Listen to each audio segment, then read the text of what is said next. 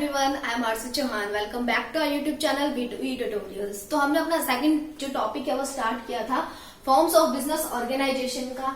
इसका हम first part जो है वो डिस्कस कर चुके हैं, जिसमें हमने क्या डिस्कस किया था, सोल प्रोप्राइटरशिप के बारे में। तो आज हम डिस्कस करने वाले हैं जॉइंट हिंदू अनडिवाइडेड फैमिली के बारे में। ठीक है, तो जॉइंट हिंदू फैमिली भी क्या है, बिजनेस का एक टाइप है। ठीक है, तो हम इस तरह से बिजनेस कर सकते हैं, एक बिजनेस की फॉर्म है। तो बात करते हैं जॉइंट हिंदू अनडिवाइडेड फैमिली की। अब देखिए, जॉइंट हिंदू अनडिवाइडेड, तो हिंदू का आया हुआ है। ठीक है, तो बेसिकली अगर हम बात करें तो ये जो हमारी फॉर्म है ये इंडिया में ही जो है वो पाई जाती है। ठीक है, तो इंडिया से बाहर नहीं पाई जाती। तो सबसे पहली बात तो ये होगी कि इंडिया में ही पाई जाती है। ठीक है, अब अनडिवाइडेड फैमिली क्या हो गया कि जो फैमिली क्या है, एक साथ संगठित होकर रहती है। ठीक है, जो पीढ़ी दर पीढ़ी एक साथ रहती है, जो कि अलग नहीं हुए, न्यूक्लियर फैमिली नहीं बनी है। तो वो अनडिवाइडेड फैमिली जब अपना बिजनेस क्या करती है, आगे कंटिन्यू करती रहती है। ठीक है, तो उसको हम क्या कहते हैं, जॉइंट हिंदू अनडिवाइडेड फैमिली, जो वो बिजनेस रन करती है। चलिए अब मीनिंग पे आते हैं कि it refers to a form of organisation. ये क्या है, बिजनेस की एक ऑर्गेनाइजेशन की फॉर्म है, where in the business is owned and carried. Business क्या ओन किया जाता है और कैरी किया जाता है किसके द्वारा, by the members of Hindu undivided family, जिसको हम HF भी बोलते हैं। अब देखिए, हमने पढ़ा था कि सोल प्रोप्राइटरशिप में एक अकेला सिंगल व्यक्ति सारे बिजनेस को ओन, कंट्रोल, मैनेज करता है।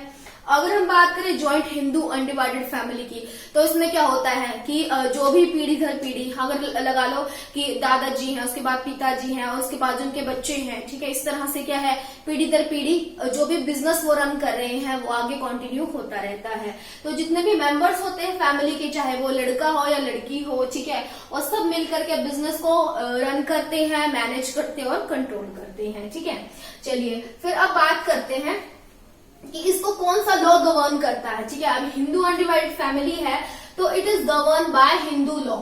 हिंदू लॉ है जो हमारा, तो वो इसको गवर्न करता है। ठीक है, जितने भी रूल्स रेगुलेशंस हैं वो सारे के सारे हिंदू लॉ में बनाए गए हैं, जॉइंट जो हमारे HUF है उसके लिए। अब बात करते हैं the basis of membership in the business, कि अगर इस बिजनेस में HUF में अगर किसी को मेंबरशिप लेनी है तो उसको क्या करना पड़ेगा, उसको कुछ नहीं करना पड़ेगा, बाय बर्थ ही। ठीक है, जन्म लेने के साथ ही उसकी मेंबरशिप क्या होती है, कंपनी के अंदर अपने आप ऑटोमेटिकली हो जाती है। जब भी कोई जो बच्चा है, ठीक है, जो भी बच्चा जन्म लेता है इस फैमिली के अंदर, तो वो इसका ऑटोमेटिकली मेंबर बन जाता है। ठीक है, अब बात करते हैं बिजनेस इज कंट्रोल्ड बाय। अब बिजनेस को कौन कंट्रोल करता है। ठीक है, अब मेंबर्स तो इतने सारे हैं, अगर हम बात करें कि पीढ़ी दर पीढ़ी काम कर रहे हैं तो मेंबर्स तो बहुत सारे हो जाएंगे। ठीक है, तो अब उसको कंट्रोल कौन करेगा, ओनर कौन होगा, तो ओनर कौन होगा, जो भी एल्डेस्ट पर्सन है। ठीक है ना, कौन है, कोई भी अगर एल्डेस्ट पर्सन है, ठीक है, सबसे बड़ा जो है फैमिली में, तो वो क्या माना जाता है, उसको हम कहते हैं कर्ता। क्या कहते हैं, कर्ता। हिंदू अनडिवाइडेड फैमिली में वो क्या होता है, कर्ता होता है। वो क्या होता है, हेड ऑफ द फैमिली होता है। अब मान लो कि कोई अगर 54 साल का है, सबसे बड़ा फैमिली में 54 साल का है, तो उसको क्या माना जाएगा, चाहे वो मेल हो या फीमेल हो, वो क्या होगा, कर्ता होगा उस फैमिली का। सारे के सारे डिसीजन लेना, बिजनेस को कंट्रोल करना, वो सब काम कौन करेगा, वो करेगा, कर्ता करेगा। उसके बाद बात करते हैं ऑनरशिप का राइट। तो अगर हम ऑनरशिप की बात करें, ठीक है, तो ऑनरशिप क्या होता है, अधिकार। तो अधिकार सबका क्या होता है, इसमें इक्वल होता है, सबका इक्वल ऑनरशिप का राइट होता है। जितने भी फैमिली मेंबर्स हो, चाहे वो बच्चे हो, ठीक है, जवान हो या बुजुर्ग हो, सबका इक्वल राइट होता है प्रॉपर्टी के ऊपर। अब जो भी मेंबर्स होते हैं, ठीक है, प्रॉपर्टी में, उनको क्या कहा जाता है, उनको कहा जाता है को-पार्टनर्स। उनको कहा जाता है को-पार्टनर्स। ठीक है, और जो इनकी पूर्वजों की भूमि होती है, ठीक है, पूर्वजों की जो भी संपत्ति है, भूमि है, जो भी लगा लीजिए आप, ठीक है, उसको बोलते हैं एंसेस्टर्स की। मतलब क्या है कि इनके जो भी पूर्वजों की जमीन जायदाद है, ठीक है, कोई भी जमीन है, ठीक है, ये जायदाद है इनकी, ठीक है, कुछ भी है, तो वो सारी की सारी क्या होती है, इन्हीं की होती है। वो आपस में क्या करते हैं, काम करते हैं। अब जैसे पहले के समय में क्या होता था कि जो उनकी पहले के जमाने में क्या होता था कि खेती होती थी, ठीक है, खेती होती थी तो जो जमीन होती थी वो एक जो है हमारे बुजुर्ग की होती थी, फिर उससे क्या है उनके बच्चों को पास हो जाती थी, फिर उनसे उनके बच्चों को पास हो जाती थी, तो वो उसी पे सारी की सारी फैमिली मिलकर क्या करती थी, काम करती थी। तो वही उनका क्या था, अपना बिजनेस हुआ करता था, वही उनका अर्निंग का सोर्स हुआ करता था। तो उसी तरह से क्या है कि उसी पर वो काम करते थे। तो वहीं से कॉन्सेप्ट आया था कि हिंदू अनडिवाइडेड फैमिली का, ठीक है। तो मीनिंग आपको क्लियर हो गया होगा हिंदू अनडिवाइडेड फैमिली का क्या होता है कि जिसमें क्या किया जाता है कि जितने भी मेंबर्स होते हैं फैमिली के सारे की सारे मिलकर के बिजनेस को रन करते हैं, बिजनेस को जो है आगे चलाते हैं, ठीक है। हिंदू लॉ के अकॉर्डिंग क्या है वो गवर्न होता है, और बाय बर्थ जन्म लेते ही क्या है कोई भी अगर बच्चा जन्म लेता है इस फैमिली में तो उसका मेंबर बन जाता है। और हम अगर वो बात करें तो 3 जो सक्सेसिव जनरेशन होती है, ठीक है, जो भी सक्सेसिव जनरेशन होती है वो इसके मेंबर्स हो सकते हैं, ठीक है। अब मान लो दादाजी हैं, दादाजी के बाद उनके बेटे, उनके बेटे के बाद उनके बेटे, तो इस तरह से जो 3 जनरेशन होते हैं उसकी मेंबर हो सकती है। उसके बाद अगर कंट्रोल की बात करें तो कंट्रोल कौन करता है, कर्ता करता है, जो हेड ऑफ द फैमिली होता है, एल्डेस्ट पर्सन होता है। इसकी मृत्यु के बाद अगर कर्ता की मृत्यु हो जाती है तो उसके बाद जो उसका सेकंड एल्डेस्ट पर्सन है, मान लो 54 साल का था, इसके बाद जो है वो 50 साल का व्यक्ति है, इसके मरने के बाद इसको क्या बना दिया जाएगा, कर्ता बना दिया जाएगा फैमिली का। उसके बाद ओनरशिप राइट सभी पर्सन्स के क्या होते हैं, इक्वल होते हैं, और उनको को पार्टनर्स कहा जाता है, ठीक है। और ये अपनी जो भी जमीन जायदाद होती है अपने पूर्वजों की, उसके क्या इक्वल अधिकार होता है, उनका इक्वल पार्टनर्स होते हैं, ठीक है। चलिए फिर अब हम इसके फीचर्स की, मेरिट्स एंड डिमेरिट्स की बात करते हैं। चलिए बात कर लेते हैं इसकी फीचर्स की कि इसकी क्या क्या विशेषताएं हैं। सबसे पहले बात करते हैं इसकी फॉर्मेशन की कि इसको किस तरह से स्टार्ट किया जा सकता है, ठीक है। अब देखिए इसको स्टार्ट करने के लिए भी हमें ज्यादा एफर्ट्स करने की जरूरत नहीं है। अगर 2 मेंबर्स है फैमिली की, ठीक है, अगर 2 मेंबर्स हैं और उनके पास अपने पूर्वजों की जमीन है, ठीक है, एंसेस्टर्स की अगर उनके पास कोई भी प्रॉपर्टी है, जमीन जायदाद है, तो उसके बेसिस पर ही अपने बिजनेस को इजीली स्टार्ट कर सकते हैं। अब इसको कौन सा एक्ट गवर्न करता है, देखिए हिंदू सक्सेशन एक्ट 1956 इसको गवर्न करता है, ठीक है। जो भी इसके रूल्स एंड रेगुलेशंस हैं वो सारे के सारे हिंदू सक्सेशन एक्ट 1956 में दिए गए हैं। अब अगर हम बात करें इसकी लाइबिलिटी की, ठीक है, इसकी देयता कितनी बनती है, ठीक है।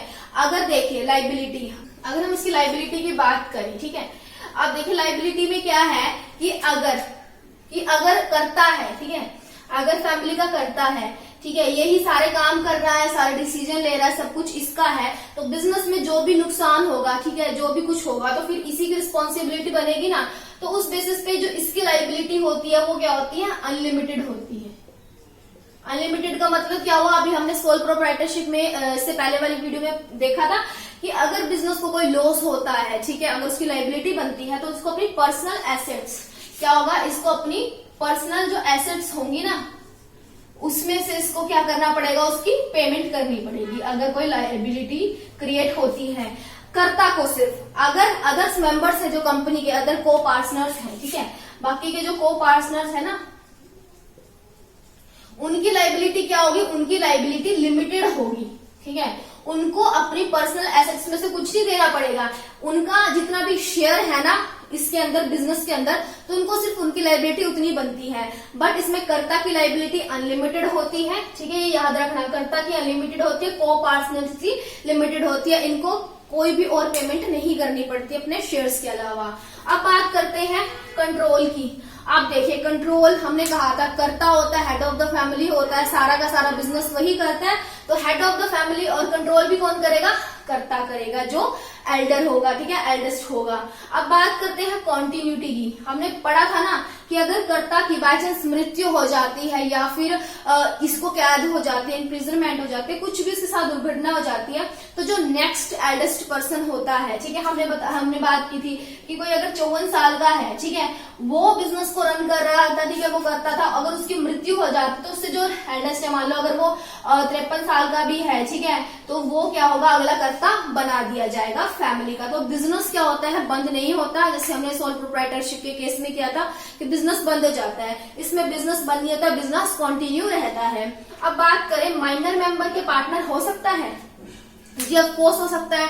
हमने कहा था ना कि बिजनेस मतलब अगर कोई बाय बर्थ ही बिजनेस का मेंबर बन जाता है, तो अगर वो बाय बर्थ ही बन गया तो वो माइनर है, जो मतलब क्या है, कोई 18 साल से कम का है तो वो भी बिजनेस में क्या है, को पार्टनर्स है, मतलब क्या है, बिजनेस का मेंबर है। ठीक है, चलिए फिर अब हम इसी के फीचर्स के अकॉर्डिंग इसकी क्या है, मेरिट्स और उसकी डिमेरिट्स की बात करते हैं। तो सबसे पहले मेरिट की बात क्या है, effective control.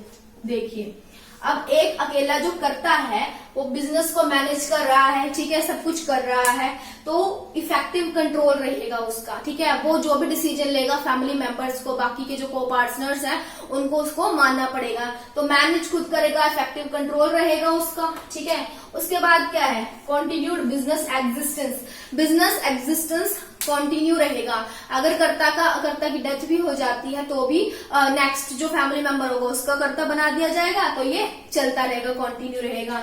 Limited liability of members.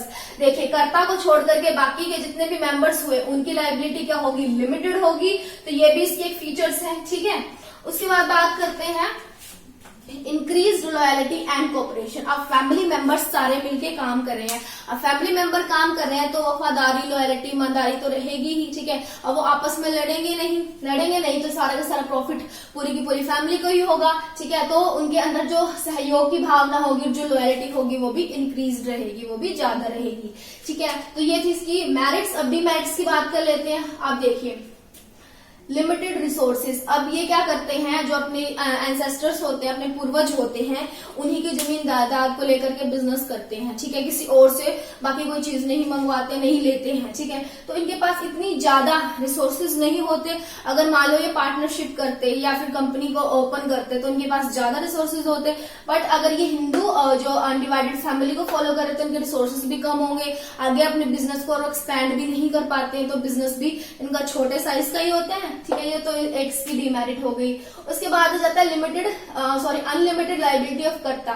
यहाँ पर कर्ता की लाइबिलिटी क्या थी, अनलिमिटेड थी। ठीक है, एक डिसएडवांटेज हो गया इसका कि उसको अपनी पर्सनल एसेट को बेच करके, जो भी उसकी पर्सनल एसेट है, चाहे उसकी कार हो, ज्वेलरी हो या उसका घर हो, उसको बेच कर या गिरवी रख करके उसको जितनी भी लाइबिलिटी बनती है उसको पे करना पड़ेगा। उसके बाद है डोमिनेंस ऑफ कर्ता। अब देखिए, सारा काम करता कर रहा है, सब कुछ करता कर रहा है, डिसीजन वो ले रहा है, हर चीज वो कर रहा है, और जो भी बाकी फैमिली मेंबर्स से क्वेश्चन भी नहीं कर पा रहे हैं, तो ये क्या डोमिनेट होने लगता है, डोमिनेंस करता है। ठीक है, और कई बार क्या होता है कि इसके डिसीजन से कोई बाकी मेंबर जो होते हैं वो सेटिस्फाइड नहीं रहते। ठीक है, उनको ऑब्जेक्शन होता है, तो वो अपना उसको कुछ कह भी नहीं पाते, तो ये डोमिनेंस की पोजिशन में रहता है।